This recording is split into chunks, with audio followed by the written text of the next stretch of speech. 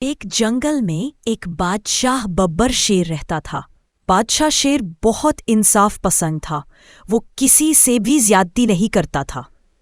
اس نے جنگل کے سارے جانوروں کے بچوں کے لیے ایک عمدہ اور خوبصورت اسکول بھی تعمیر کروایا تھا۔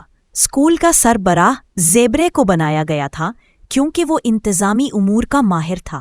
بادشاہ ببر شیر کا ایک بیٹا بھی تھا جس کا نام شیرو تھا۔ وہ بہت ضدی اور خودسر بچہ تھا۔ وہ اپنے اسکول کے ہر استاد کی نافرمانی کرتا تھا، حتیٰ کہ پرنسپل زیبرے کے سامنے بھی بدتمیزی سے بات کرتا تھا۔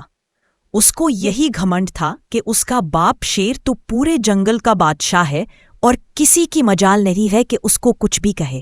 بادشاہ شیر نے پرنسپل زیبرے کو حکم دیا تھا کہ سب کے بچوں کے ساتھ یکساں سلوک کیا جائے، چاہے وہ اس کا اپنا بیٹا ہی کیوں نہ ہو۔ لیکن شیرو یہ بات نہیں مانتا تھا۔ وہ آئے روز اپنے ہم جماعت ساتھیوں سے بدسلوکی کرتا اور انہیں پریشان کرتا رہتا تھا۔ آج تو اس نے حد ہی کر دی۔ ہوا کچھ یوں کہ ننھا ظرفو جو کچھ دن پہلے ہی اسکول میں داخل ہوا تھا، ظرفو کو کمرے میں اکیلا دیکھ کر شیرو نے باہر سے دروازے کی کنڈی لگا دی۔ ظرفو میاں بہت دیر تک چیخے چلائے لیکن کسی کو علم نہ ہوا۔ پھر آخر چھٹی کے وقت جب چوکیدار انکل ریچ سب دروازے دوبارہ دیکھنے آئے تو ظرفو کے رونے کی آواز سن کر انہوں نے اسے باہر نکالا۔ یہ خبر جب پرنسپل زیبرے کو ملی تو انہیں شیرو پر بہت غصہ آیا۔ پھر بادشاہ شیر اس کی شکایت کی گئی۔ شیرو، تم اپنی حرکتوں سے باز نہیں آتے۔ آج پرنسپل زیبرے نے پھر تمہاری شکایت کی ہے۔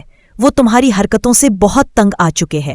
جنگل کے بادشاہ شیر نے اپنی گرجدار آواز نکالتے ہوئے اپنے چھوٹے بیٹے شیرو کو ڈانٹنا چاہا، مگر وہ شیرو ہی کیا جو کسی بات کا اثر لے۔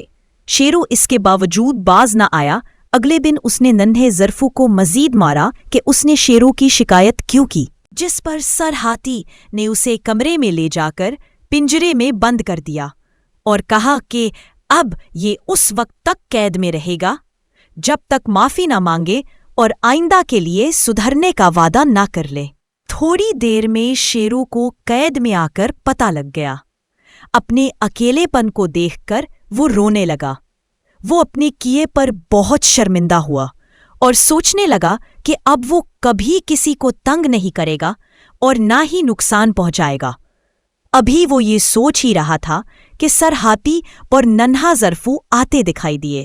شیرو نے فوراً شرمندگی کا اظہار کیا اور معافی مانگی تو سر ہاتھی نے پنجرے کا دروازہ کھول دیا۔ دروازہ کھلتے ہی اس نے ظرفو کی طرف دوستی کا ہاتھ بڑھایا جسے اس نے خوشی سے تھام لیا۔ شیرو اب واقعی بدل چکا تھا۔ پیارے بچوں، ہمیں بھی چاہیے کہ کسی کو تنگ نہ کرے اور آپس میں پیار سے مل جل کر رہے۔ مزید ویڈیوز دیکھنے کے لیے ہمارے چینل کو سبسکرائب کریں۔